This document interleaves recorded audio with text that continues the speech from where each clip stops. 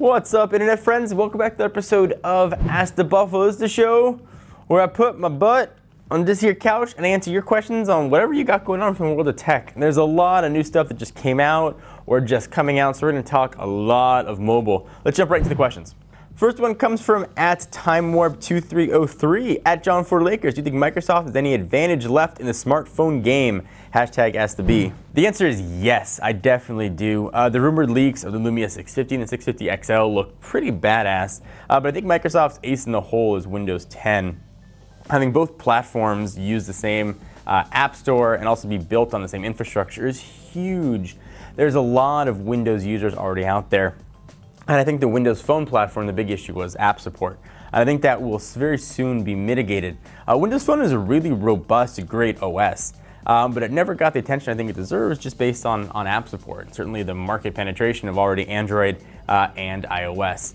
So I do think that Microsoft definitely has a few bullets left in their proverbial gun, so to speak. Next question comes from @F1 Mercedes W03 asked, hey, @John4Lakers, do you use a case on your personal smartphone? Good question. I am usually not a case guy. I'm usually just, I like my phone the way I sleep. Totally naked. Just, not really. But I usually don't use cases. Right now I'm testing the iPhone 6s Plus, and I did put a case on it. And I am really glad I did because I dropped it. Now my case has a giant gash on the side, but the phone underneath is totally pristine. So I probably will be a case guy from here on out just because I'm clumsy. I got a 2-year-old at home who's always grabbing at things in my hands and then just throwing them. So yeah, I think I'll err on the side of caution now where maybe I didn't before. Threw caution to the wind. Next one comes from @Techist. Asked @John4Lakers, how often do you change devices? Good question. Personally, whenever I'm not testing a device, which is not that often, usually I'll change devices once a month or so. Usually I'll go back and forth between iOS and Android. But when I am testing, usually it's a new phone every week. I generally try and spend at least 5 to 7 days with the new phone as my daily driver to get to know how to use it. So I'm switching phones very quickly.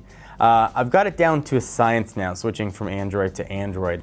Usually I can switch completely, have everything over and working in like 15 minutes. I can transfer everything over and sort of have it all done. If you guys want to know how I do it, I can make a video showing how I transfer phones and sort of learn through trial and error and what's worked best for me. So maybe if you want to know or looking to make switching Android device easier, leave a comment down below and I'll help you out. And the last question comes from our friend Priston Singh, who asked @John4Lakers, do you think 3D touch will change the mobile industry? Honestly, I've forgotten most of the time that my phone has 3D touch or Force touch. I think it's going to rely on the hands of developers. If there are apps that come out that only can take advantage of Force touch, 3D touch, then yes, I do. But as it stands right now, it seems sort of like a nice add-on that's not necessary. At least in the way that the current iPhone 6s and 6s Plus exists. It's nice, but it's by no means a necessity. And I should say, working on a review of these phones. I want to use it for a few more days before I put out the final review of Apple's new phones, but look for it very soon. Anyway, thank you guys for watching. Hope you enjoyed the episode of Ask the Buffalo. Be nice to each other in the comments. I love making these videos. This is my favorite sort of way to talk to you guys and you guys talk to me. So please keep the questions coming. Until next time, I'm John Rettinger from Techno Buffalo. See you guys next video.